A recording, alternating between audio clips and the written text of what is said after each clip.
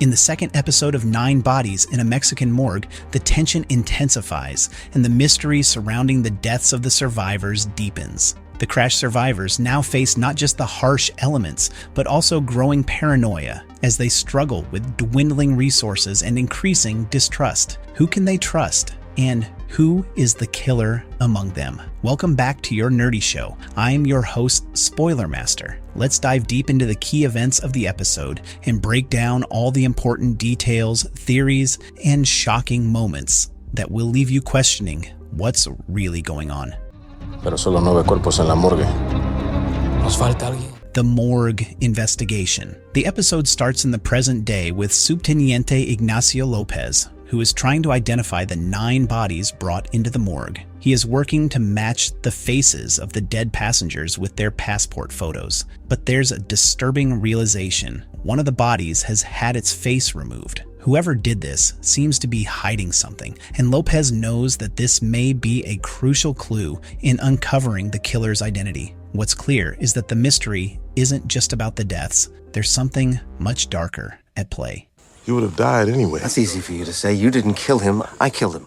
Back to the crash site. The narrative takes us back to the crash site, picking up on the second day after the incident. The survivors, still reeling from the crash and the loss of their pilot, Octavio, are trying to figure out what to do next. Kevin, a former doctor, is especially haunted by the death of Octavio. Kevin had helped stabilize the pilot after the crash, but he can't shake the guilt that his actions may have led to Octavio's demise. This guilt drives Kevin to distance himself from the others, while Zach helps him move Octavio's body. During this grim task, Octavio's phone slips out of his pocket and Amy and Dan notice it. Dan, ever the opportunist, secretly takes the phone and, later on, uses Octavio's severed finger to unlock it. This gruesome act raises a lot of questions. Why does Dan go to such extremes? Couldn't he have just unlocked the phone himself? Why cut off the finger when he could have simply changed the settings to unlock it? This act of grotesque violence sets the tone for Dan's character. He's not just a thief, but potentially someone much darker. What's more disturbing is that Dan isn't just after the phone. He's looking for money. He tries to access Octavio's bank account, hinting that his motives go beyond survival.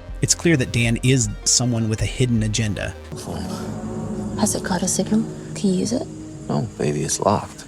Near Dan's hidden motives. As the group tries to make sense of the crash and figure out what happened, we learn more about Dan's motivations. Dan isn't just married to Amy for love, he's using her for her wealth. Amy, a woman recovering from some health issues, is the daughter of a wealthy tech entrepreneur, and Dan seems to have latched onto her in the hopes of gaining financial stability. Their relationship, based on these revelations, seems more like a calculated move for Dan to secure a comfortable life. He's not only after money from the phone, but also from Amy's trust fund, which adds a new layer of tension in their dynamic. Meanwhile, the survivors continue to discuss their survival strategy. They've found the emergency locator transmitter, ELT, from the wreckage and come up with a plan to use it to signal for help. Zach and Carlos, who has some electrical expertise, plan to use the transmitter with an antenna. The goal is to climb a nearby mountain at first light to try and get a signal out.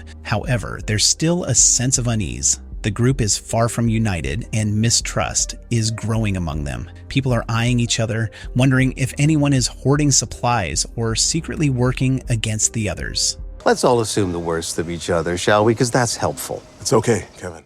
Rationing and paranoia. As the survivors try to make do with their limited resources, Lisa, who seems to be taking charge of rationing the food, comes into conflict with Kevin. Lisa, who has experience managing supplies in her motel business, tries to keep things in order, but Kevin, feeling desperate, accuses her of hoarding. This argument is a turning point. What started as a minor disagreement quickly escalates into a more significant clash over survival. Lisa's paranoia and distrust of others intensify, and this is just the beginning of a much larger conflict within the group. Zach, trying to maintain some order, suggests they focus on finding water, but it's clear that the group's sense of unity is fraying. As Lisa and Kevin argue, Zach steps in, trying to mediate and keep the peace. He suggests they work together to find a clean water source. This leads the group into the forest, where they hope to find a safe water supply. But even here, things are not as straightforward as they seem.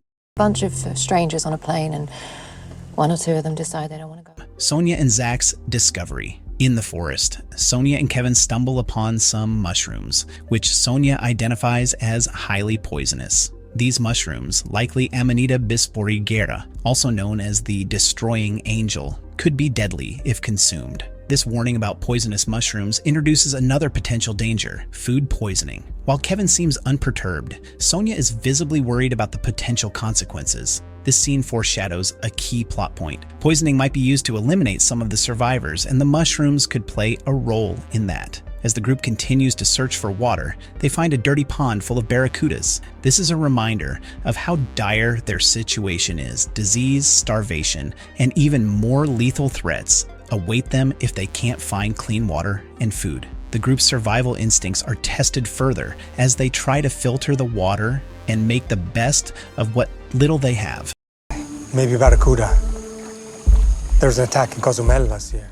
Travis's illness and death later, we see Travis, who has been hunting with his rifle, complaining about stomach pains after dinner. The group, especially Lisa, tries to help him by offering salt from the plane's supply, hoping it will ease his symptoms. However, when Amy tries to retrieve the salt from the locked food chamber, she's unable to do so because Zach and Sonia had sealed it with wire to prevent anyone from stealing food. Travis's condition worsens, and it becomes apparent that something is seriously wrong with him. The group initially thinks that Travis's symptoms are the result of food poisoning from the monkey meat they ate. But as the episode progresses, it becomes clear that something more sinister is happening. Dan speculates that the poisonous mushrooms they found earlier may have been used to poison Travis. But if the mushrooms were meant for Travis, why didn't anyone else suffer the same symptoms? This discrepancy adds another layer of mystery. Could Travis have been intentionally targeted? Travis's death becomes a turning point for the group. His sudden and violent death raises questions about the safety of everyone else. Could the killer be among them? As Lisa and others discuss the possibility of food poisoning, suspicions about Dan grow. After all, he had shown an interest in the mushrooms, and it's possible that he poisoned Travis on purpose. Maybe he was trying to eliminate Travis to protect his own plans. Throw up. Get the shit out of him. I needed a medic, like salt. Salt. The video from Octavio. In the midst of all this chaos, Dan uncovers a video that Octavio, the pilot, recorded before the crash. Octavio's final words are chilling. He states that even if the plane crash lands safely, they wouldn't let them survive. Octavio warns the recipient of the video to run and hide, suggesting that someone outside the group has been orchestrating the deaths. This revelation opens up a new theory. Could there be an 11th person involved? Someone who wasn't part of the crash, but who is pulling the strings behind the scenes. The mystery deepens as we wonder who this 11th person could be. Could it be a co-pilot, or was there another individual on the plane who wasn't officially recorded? Maybe someone was using the flight to transport something or someone dangerous, and the passengers became collateral damage. Octavio's death now takes on a new significance. He wasn't just killed by a passenger. He may have been silenced to protect a secret that's far more dangerous than anyone realized. Quizás también peligras. You might be in trouble. A killer among the survivors. The group's paranoia grows as they come to terms with the fact that someone is actively hunting them down. Travis's death is just the beginning, and everyone is starting to suspect each other. Dan, once seen as just a thief, is now a prime suspect, especially after his attempt to access Octavio's bank account and his strange interest in the mushrooms. But there's still so much we don't know. The episode ends on an ominous note, with the survivors increasingly divided and distrustful. Who will be next? Is the killer one of them? Or is there someone outside the group orchestrating the deaths? What is the real reason for all of this? We won't be allowed to live. Maybe you're in danger too?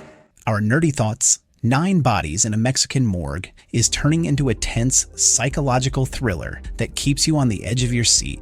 The mystery surrounding the crash, the killings, and the true motives of each survivor make this show a compelling watch. In the next episode, we're sure to learn more about what's going on and uncover the identity of the killer. But for now, all we can do is speculate. With its complex characters, intricate plot twists, and deep sense of mystery, 9 Bodies in a Mexican Morgue has quickly become a must-watch show. Stay tuned, because the secrets are only getting darker and the truth is closer than ever before.